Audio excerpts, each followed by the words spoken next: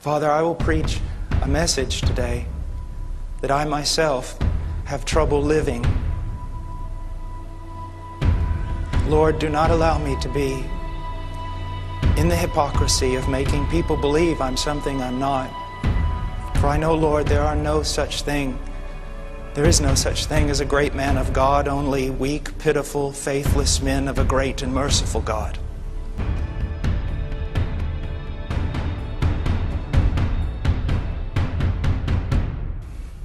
I am so tired of just doing. So tired of having my Christian life reduced down to how I perform and what I do. Jesus Christ comes to me. His yoke is easy and His burden is light. And He tells me this: it is not what you do, for I can raise up rocks to do what you do and do better than you do. But it is Paul. The seal I have set upon you, the decree and the hope, is that you be conformed to my image. That you be conformed. That is what He desires. And I submit to you today that all the problems, if not all, most of the problems in your life come from who you're not, from your character, who you are as a person. Our squabbles in our marriages come from fleshly outbursts. They come from not reflecting Jesus Christ.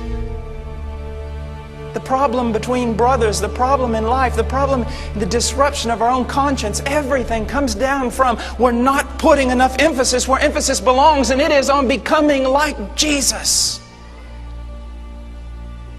Everybody wants to do something when we ought to be wanting to be something. Now listen to me. This might set some of you free. Do you ever get up in the morning and you have your quiet time and feel the presence of God and you're studying the Word and God seems to speak to you, and then you go out and you witness to everybody and you're obedient and boy, you did it right that day. I mean, you were just on top of the world. You loved your wife. You didn't kick the cat. You're walking with God. And you're so full of joy at the end of the day. Then the next day you get up, well, you overslept. You shouldn't have watched that program the night before. You should have been in the Word. You didn't witness when you had an opportunity. And there's a real sense in which you're filled with sorrow. You know what that is? Idolatry. You have become the source of your own joy. Your joy comes from you and your continuous work.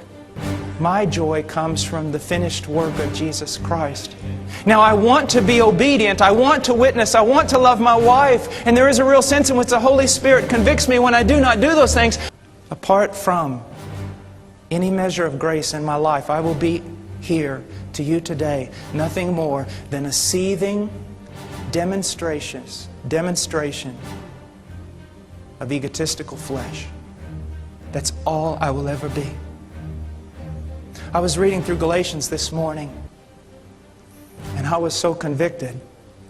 I was reading through Galatians, and it talked about dissension and disputes, things like that. And I realized that sometimes I do that with my wife. And it just showed me, it wasn't that, well, we just have a problem or we don't agree. The fact of the matter is, I'm in the flesh. I'm in the flesh.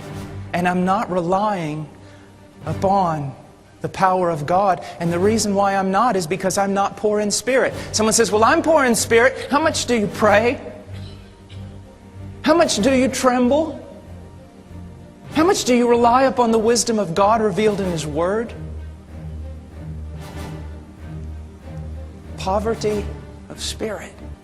But isn't it wonderful, church? Listen to me.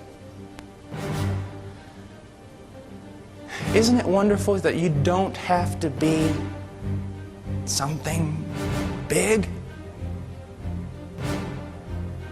Actually, what you have to be is something low,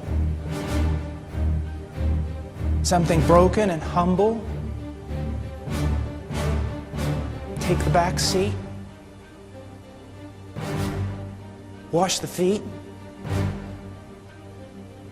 Be timid and afraid of any task put before you, so that it drives you to your knees. Realize when you wake up in the morning that I shall not move to my left or my right 1/4 of an inch, because without the power of God upon my life, surely I will fall. That's what the passage means in the prayer, lead us not into temptation. It's a recognition of weakness and a recognition of a tremendous need of grace. Of grace. Blessed are the poor in spirit, for theirs is the kingdom of heaven. Oh, what a place. What a place.